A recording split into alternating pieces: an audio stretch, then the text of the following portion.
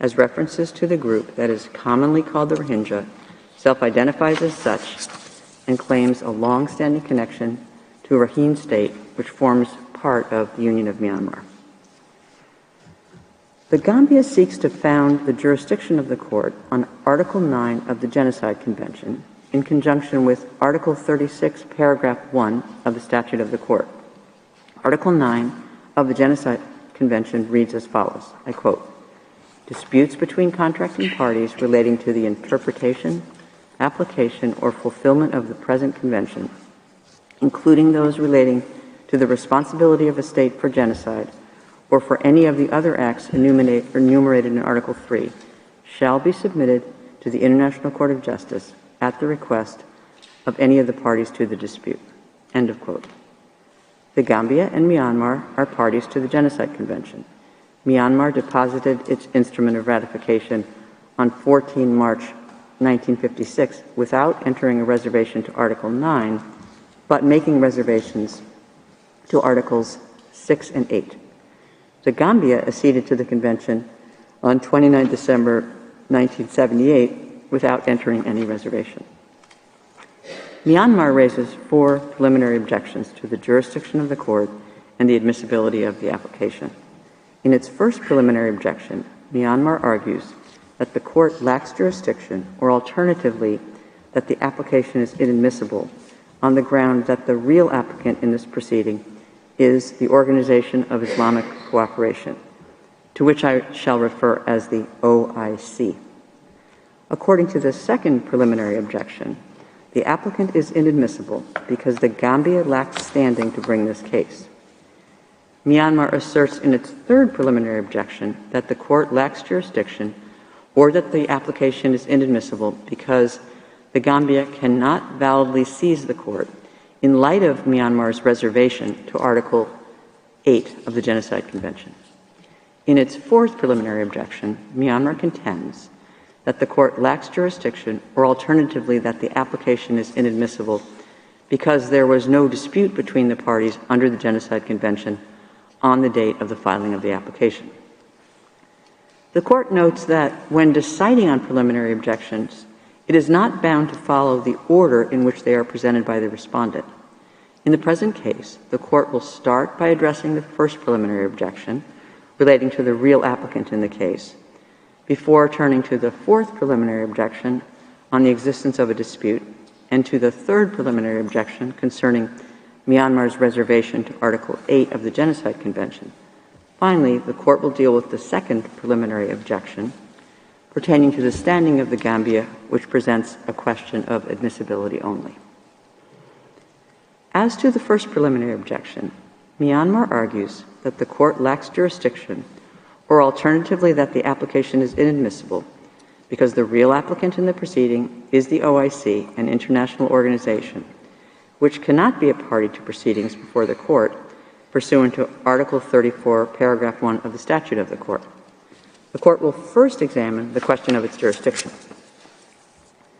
The court establishes its jurisdiction ration personae on the basis of the requirements laid down in the relevant provisions of its statute and the Charter of the United Nations. Pursuant to Article 34, Paragraph 1 of the statute, only states may be parties to cases before the court. According to Article 35, Paragraph 1 of the statute, the court shall be open to all states parties to the present statute. Article 93, Paragraph 1 of the Charter of the United Nations provides that all members of the United Nations are ipso facto parties to the statute of the International Court of Justice. The Gambia has been a member of the United Nations since 21 September 1965 and is ipso facto a party to the statute of the court. The court therefore considers that the Gambia meets the aforementioned requirements. Myanmar submits, however, that in bringing its claims before the court, the Gambia has in fact acted as an organ, agent, or proxy of the OIC, which is the true applicant in these proceedings. Its main contention is that a third party, namely the OIC, which is not a state, and cannot therefore have a reciprocal acceptance of jurisdiction with the respondent state, has used the Gambia as a proxy in order to circumvent the limits of the court's jurisdiction ration personae. and invoke the compromissory clause of the Genocide Convention on its behalf. The Court notes that the Gambia instituted the present proceedings in its own name as a state party to the statute of the Court and to the Genocide Convention. It also notes that the Gambia's assertion that it has a dispute with Myanmar regarding its own rights as a state party to the Convention. The Court observes that the fact that a state may have accepted the proposal of an intergovernmental organization of which it is a member to bring a case before the Court, or that it may have sought and obtained financial and political support from such an organization or its members in instituting these proceedings, does not detract from its status as the applicant state before the Court. Moreover, the question of what may have motivated a state such as the Gambia to commence proceedings is not relevant for establishing the jurisdiction of the Court.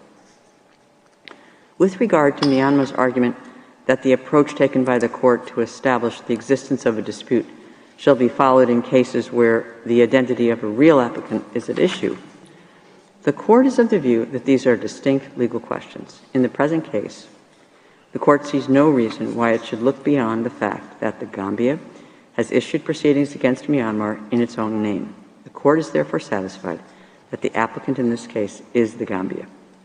In light of the foregoing, the first preliminary objection raised by Myanmar, insofar as it concerns the jurisdiction of the Court, must be rejected. The Court then examines Myanmar's alternative argument that even if the Court were to find that it has jurisdiction, the Gambia's application would, in the circumstances, be inadmissible based on an abusive process or other grounds of inadmissibility. The Court has already found that the applicant in these proceedings is the Gambia, a state party to the statute of the Court and a party to the Genocide Convention, which confers on the Court jurisdiction over disputes between the contracting parties relating to the interpretation, application, or fulfillment of the Convention. As the Court has previously held, it is only in exceptional circumstances that the Court should reject a claim based on a valid title of jurisdiction on the ground of abusive process. The Court observes that no evidence has been presented to it showing that the conduct of the Gambia amounts to an abusive process.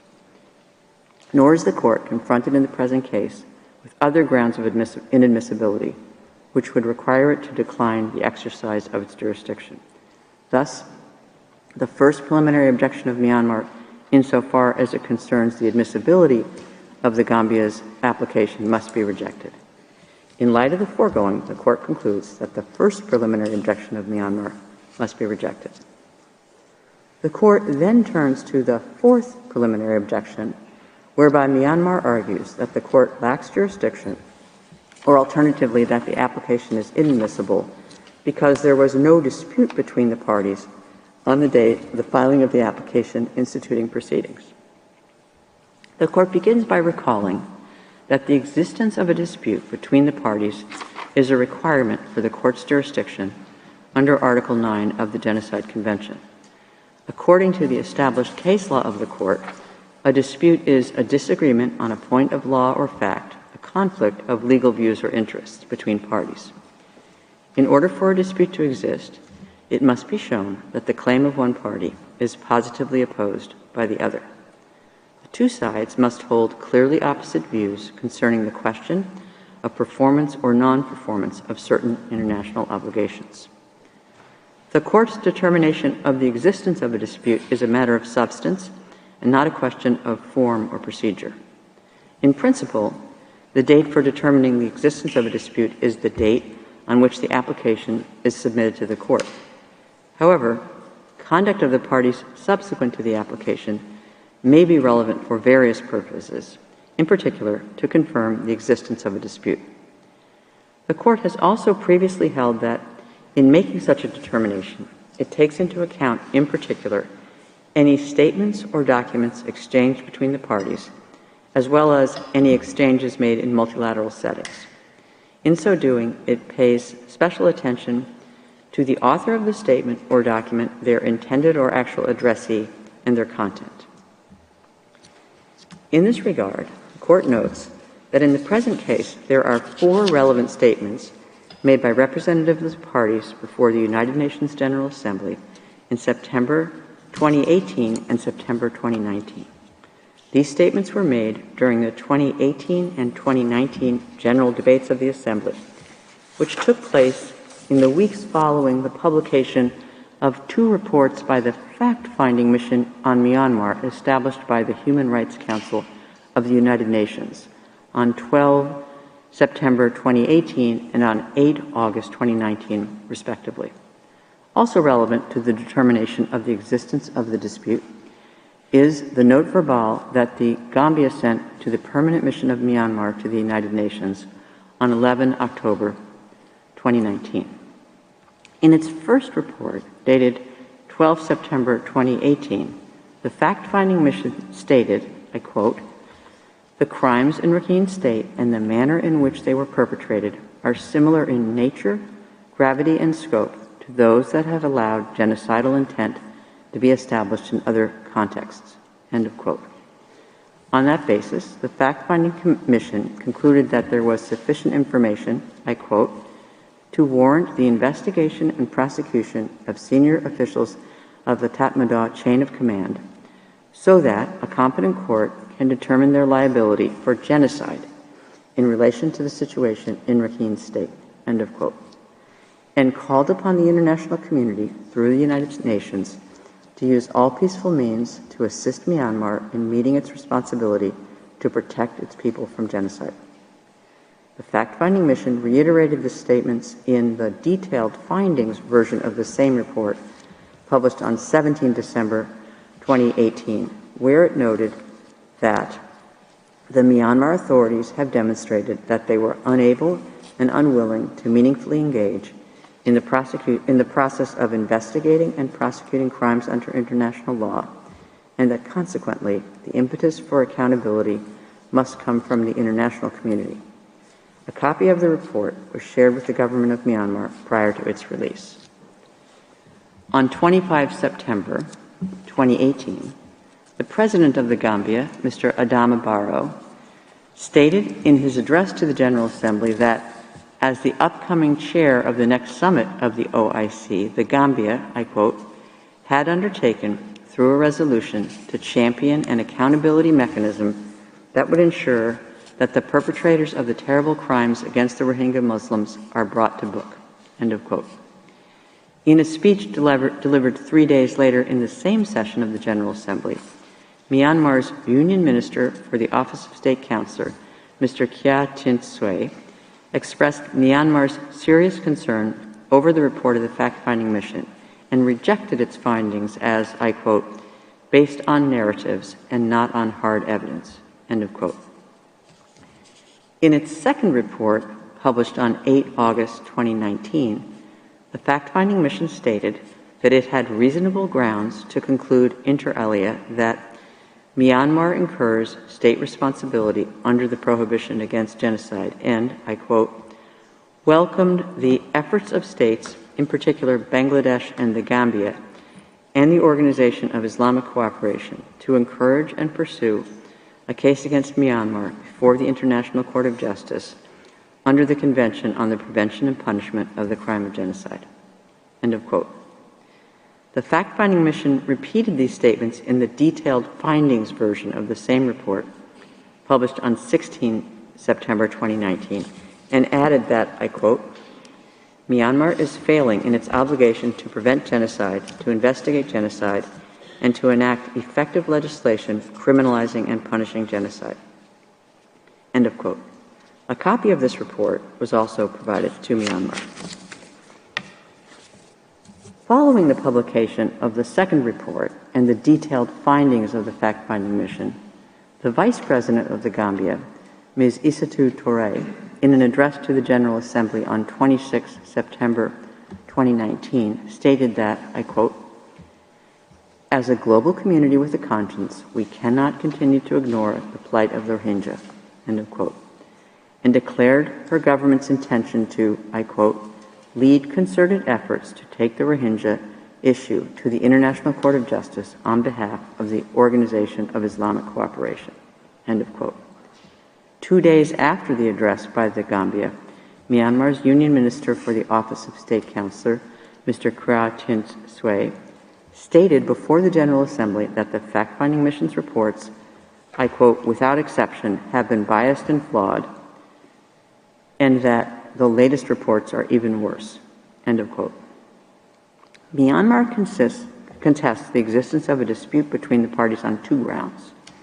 First, Myanmar argues that the statements made in the General Assembly and the note verbale sent by the Gambia on 11 October 2019 lacked sufficient particularity in the sense that the Gambia did not specifically articulate its legal claims.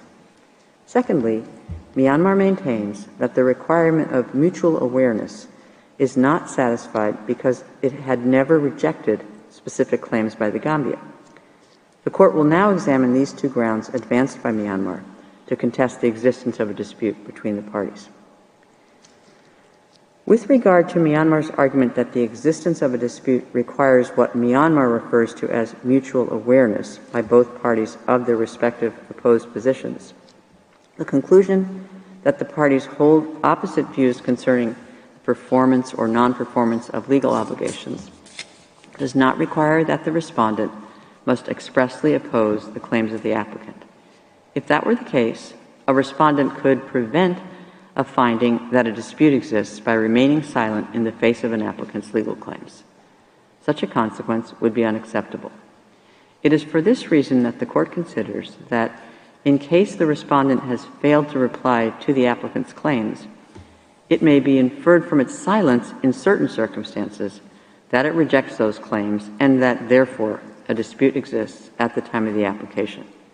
Consequently, the court is of the view that the requirement of mutual awareness based on two explicitly opposed positions, as put forward by Myanmar, has no basis in law. Turning to Myanmar's argument that the statements made by the Gambia before the United Nations General Assembly lacked sufficient particularity, the court notes that those statements did not specifically mention the Genocide Convention. The court, however, does not consider that a specific reference to a treaty or to its provisions is required in this regard. As the court has affirmed in the past, however, I quote, the exchanges between the relevant states must refer to the subject matter of the treaty with sufficient clarity to enable the state against which a claim is made to identify that there is or may be a, quote, a dispute with regard to that subject matter, end of quote. In this context, the court notes that the statements of the Gambia in September 2018 and September 2019 were made shortly after the publication of the fact-finding mission's reports. The 2018 report specifically alleged that the perpetration of crimes in Rakhine State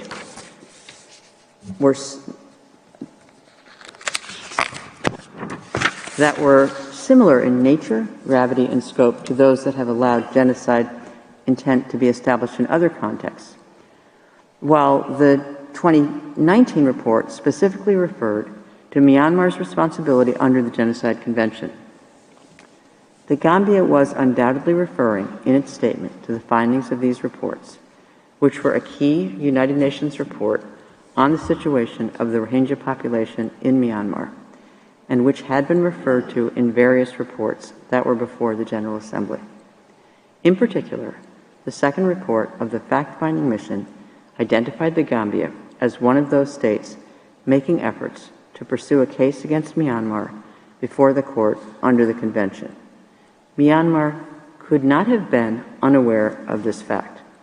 Similarly, Myanmar's rejection of the findings of these reports demonstrates that it was positively opposed to any allegations of genocide being committed by its security forces against the Rohingya communities in Myanmar, as well as to the allegation of its responsibility under the Genocide Convention for carrying out acts of genocide.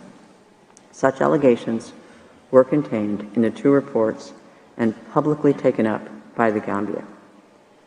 The court considers that the statements made by the parties before the United Nations General Assembly in 2018 and 2019 indicate the opposition of their views on the question whether the treatment of the Rohingya group was consistent with Myanmar's obligations under the Genocide Convention. Myanmar could not have been unaware of the fact that the Gambia had expressed the view that it would champion an accountability mechanism for the alleged crimes against the Rohingya following the release of the fact-finding mission's report of 2018. Moreover, Myanmar could not have failed to know of the announcement by the Vice President of the Gambia before the General Assembly during the general debate in September 2019 that her government intended to lead concerted efforts to take the Rohingya issue to the court. It was the Gambia, and the Gambia alone, that had expressed such an intention before the General Assembly in 2019. The statements made in both 2018 and 2019 before the General Assembly by Myanmar's Union Minister for the Office of the State Councillor expressed views of his government which were opposed to those of the Gambia's and clearly reject the reports and findings of the fact-finding mission.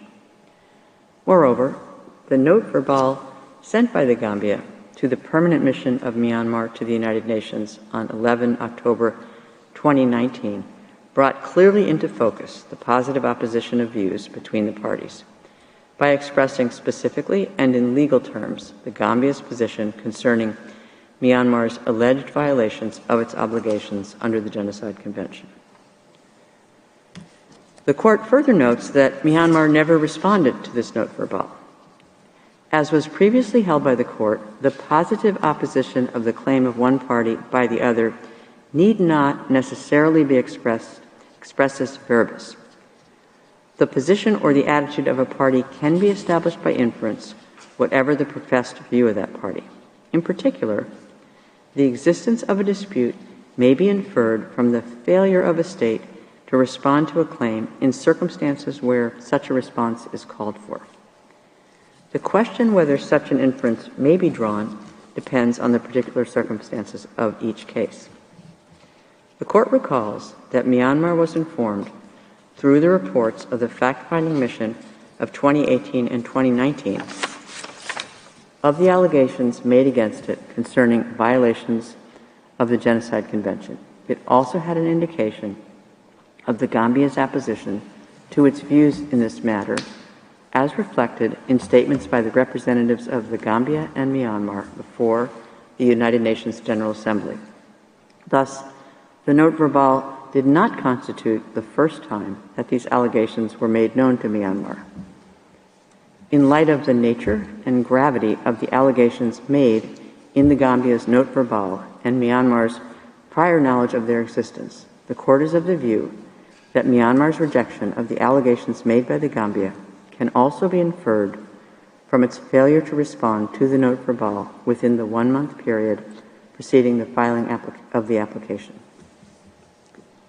In light of the foregoing, the court concludes that a dispute relating to the interpretation, application, and fulfillment of the Genocide Convention existed between the parties at the time of the filing of the application by the Gambia on 11 November 2019. The fourth preliminary objection of Myanmar must therefore be rejected. The court then turns to the third preliminary objection, in which Myanmar submits that the court lacks jurisdiction or that the Gambia's application is inadmissible because the Gambia cannot validly seize the court under the Genocide Convention. In Myanmar's view, this is the effect of its reservation to Article 8 of the Genocide Convention. Myanmar's third preliminary objection raises the question of the season of the court. For the purpose of ascertaining whether Article 8 governs the season of the court will have recourse to the rules of customary international law on treaty interpretation, as reflected in Articles 31 to 33 of the Vienna Convention on the Law of Treaties of 23 May 1969, to which I shall refer as the Vienna Convention.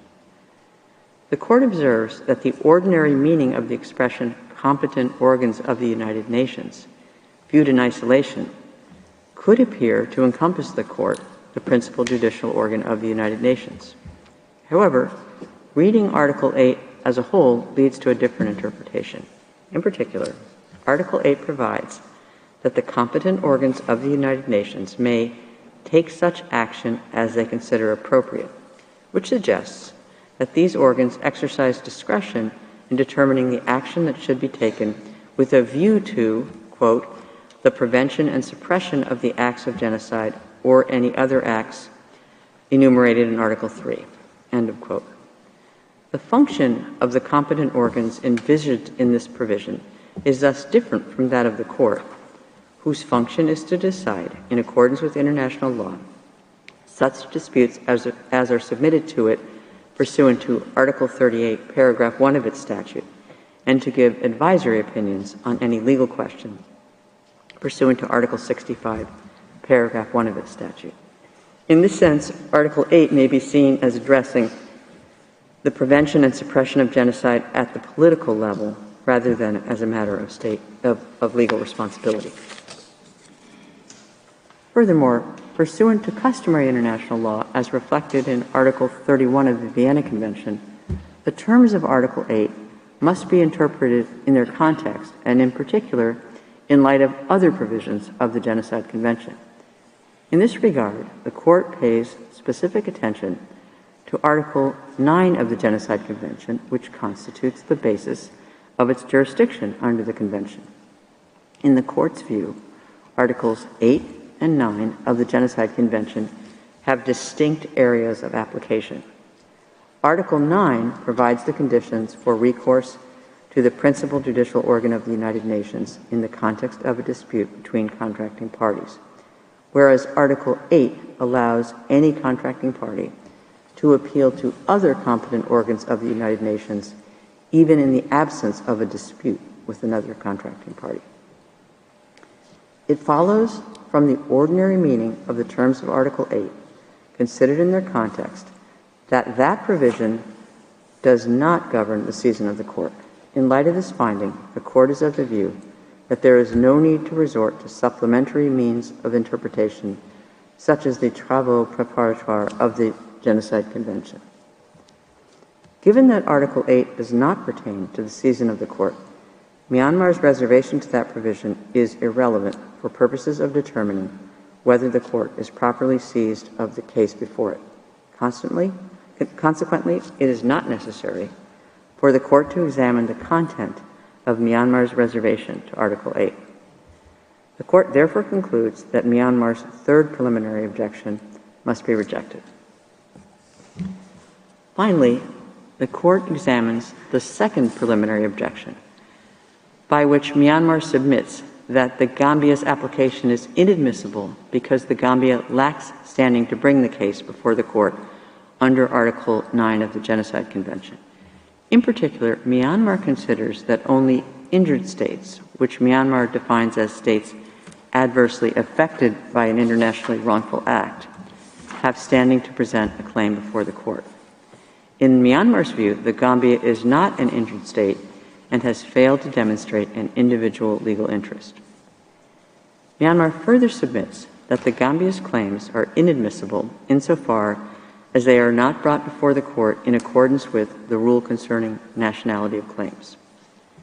Finally, Myanmar maintains that even if contracting parties that are not specially affected by an alleged violation of the Convention are assumed to have standing to submit a dispute to the court under Article 9, this standing is subsidiary to and dependent upon the standing of states that are specially affected. Myanmar argues that Bangladesh would be the most natural state to institute proceedings in the present case because it borders Myanmar and has received a significant number of alleged victims of genocide. In Myanmar's view, the reservation by Bangladesh to Article 9 of the Genocide Convention not only precludes Bangladesh from bringing a case against Myanmar, but it also bars any non-injured state, such as the Gambia, from doing so. The question to be answered by the court is whether the Gambia is entitled to invoke Myanmar's responsibility before the court for alleged breaches of Myanmar's obligations under the Genocide Convention. The court recalls the advisory opinion on reservations to the Convention on the Prevention and Punishment of the Crime of Genocide, in which it explained the legal relationship established among states parties under the Genocide Convention. I quote, "In such a convention, the contracting states do not have any interests of their own, they merely have, one and all, a common interest, namely, the accomplishment of those high purposes which are the raison d'etre of the Convention.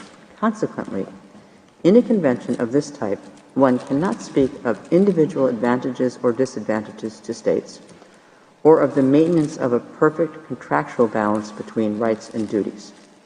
The high ideals which inspired the Convention provide, by virtue of the common will of the parties, the foundation and measure of all of its provisions." End of quote. All the states parties to the Genocide Convention thus have a common interest to ensure the prevention, suppression, and punishment of genocide by committing themselves to fulfilling the obligations contained in the Convention. As the Court has affirmed, such a common interest implies that the obligations in question are owed by any state party to all the other states parties to the relevant convention. They are obligations erga omnes partes, in the sense that each state party has an interest in compliance with them at any given case. The common interest in compliance with the relevant obligations under the Genocide Convention entails that any state party, without distinction, is entitled to invoke the responsibility of another state party for alleged breach of its obligations erga omnes partes. Responsibility for an alleged breach of obligations erga omnes partes under the Genocide Convention may be invoked through the institution of proceedings before the Court, regardless of whether a special interest can be demonstrated. If a special interest were required for that purpose, in many cases, no state would be in a position to make a claim. For these reasons, Myanmar's purported distinction between an entitlement to invoke responsibility under the Genocide Convention and standing to pursue a claim for this purpose before the Court has no basis in law. For the purpose of institution of proceedings before the Court, a state does not need to demonstrate that any victims of alleged breach of obligations erga omnes partes under the Genocide Convention are its nationals.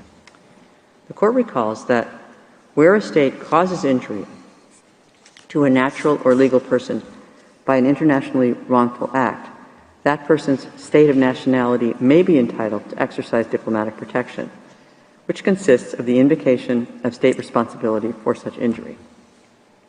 The Court further notes that the scope of diplomatic protection has been extended to include, inter alia, alleged violations of internationally guaranteed human rights. However, the entitlement to invoke the responsibility of a state party to the Genocide Convention before the Court for alleged breaches of obligations erga omnes partes is distinct from any right that a state may have to exercise diplomatic protection in favor of its nationals. The aforementioned entitlement derives from the common interest of all state parties in compliance with these obligations, and it is therefore not limited to the state of nationality of alleged victims. In this connection, the Court observes that victims of genocide are often nationals of the state allegedly in breach of its obligations erga omnes partes. The Genocide Convention does not attach additional conditions to the invocation of responsibility or admissibility of the claims submitted to the Court. The use of the expression "the contracting parties" in Article 9 is explained by the fact that the Court's jurisdiction under Article 9 requires the existence of a dispute between two or more contracting parties. By contrast, any contracting party may seek recourse before the competent organs of the United Nations under Article 8, even in the absence of a dispute with other contracting parties. Besides, the use of the word disputes as opposed to any dispute or all disputes in Article 9 of the Genocide Convention is not uncommon in compromissory clauses contained in multilateral treaties. Similarly, the terms of Article 9, providing that disputes are to be submitted to the Court at the request of any parties to the dispute, as opposed to any of the contracting parties, do not limit the category of contracting parties entitled to bring claims for alleged breach of obligations erga omnes partes under the Convention. This phrase clarifies that only a party to the dispute may bring it before the Court, but it does not indicate that such a dispute may only arise between a state party allegedly violating the Convention and a state specially affected by such alleged violation. It follows that any state party to the Genocide Convention may invoke the responsibility of another state party, including through the institution of proceedings before the court, with a view to determining the alleged failure to comply with its obligations erga omnes partes under the Convention and to bringing that failure to an end. The court acknowledges that Bangladesh, which borders Myanmar, has faced a large influx of members of the Rohingya group who have fled Myanmar. However, this fact does not affect the right of all other contracting parties to assert the common interest in compliance with the obligations erga omnes partes under the Convention, and therefore does not preclude the Gambia's standing in the present case. Accordingly, the court does not need to address the arguments of Myanmar relating to Bangladesh's reservation to Article 9 of the Genocide Convention. For this reason, the court concludes that the Gambia, as a state party to the Genocide Convention, has standing to invoke the responsibility of Myanmar for the alleged breaches of its obligations under Articles 1, 3, 4, and 5 of the Convention. Therefore, Myanmar's second preliminary objection must be rejected. I shall now read out the operative part of the judgment. For these reasons, the court, 1, unanimously rejects the first preliminary objection raised by the Republic of the Union of Myanmar. 2, unanimously rejects the fourth preliminary objection raised by the Republic of the Union of Myanmar. 3, unanimously rejects the third preliminary objection raised by the Republic of the Union of Myanmar. 4, by 15 votes to 1, rejects the second preliminary objection raised by the Republic of the Union of Myanmar. In favor, President Donahue, Vice President Gevorgyan, Judges Tomka, Abraham, Benuna, Yusuf, Sebutinde, Bandari, Robinson, Salam, Iwasawa, Nolte, Charlesworth, Judges Ad hoc, Pillay, Kress. Against, Judge Shui. By 15 votes to 1, finds that it has jurisdiction on the basis of Article 9 of the Convention on the Prevention and Punishment of the Crime of Genocide to entertain the application filed by the Republic of the Gambia on 11 November 2019, and that the said application is admissible. In favor, President Donahue, Vice President Gevorgyan, Judges Tomka, Abraham, Benuna, Yusuf, Sebutinde, Bandari, Robinson, Salam, Iwasawa, Nolte, Charlesworth. Judges Ad hoc Pillay, Kress. Against, Judge Shui. I shall now call upon the Registrar to read the operative part of the judgment in French. Par ces motifs, la Cour, 1. À l'unanimité, rejette la première exception préliminaire soulevée par la République de l'Union du Myanmar. 2. À l'unanimité, rejette la quatrième exception préliminaire soulevée par la République de l'Union du Myanmar. 3. À l'unanimité, rejette la troisième exception préliminaire soulevée par la République de l'Union du Myanmar. 4. Par 15 voix contre 1, rejette la deuxième exception préliminaire soulevée par la République de l'Union du Myanmar pour Madame Nonoyou, présidente, Monsieur Gevorgyan, vice-président, Messieurs Tomka, Abraham, Benuna, Youssouf, Madame Sebutinde, Messieurs Bandari, Robinson, Salam, Iwasawa, Nolte, Madame Charlesworth, juge, Madame Pillay, Monsieur Kress, juge ad hoc. Contre, Madame Chouet, juge. 5. Par 15 voix contre 1, dit qu'elle a compétence sur la base de l'article 9 de la Convention pour la prévention et la répression du crime de génocide pour connaître de la requête introduite par la République de Gambie le 11 novembre 2019 et que la dite requête est recevable pour Madame Donoyou, présidente, Monsieur Gevorgyan, vice-président, Messieurs Tomka, Abraham, Benuna, Youssouf, Madame Sebutinde, Messieurs Bandari, Robinson, Salam, Iwasawa, Nolte, Madame Charlesworth, juge, Madame Pillay, Monsieur Kress, juge ad hoc. Contre, Madame Chouet, juge. Judge Shui appends a dissenting opinion to the judgment of the court. Judge Ad hoc Kress appends a declaration to the judgment of the court. The text of the judgment is available from today in TypeScript. It will also be available shortly on the court's website. The printed text will be available in the near future. As the court has no other business before it, I declare the sitting closed.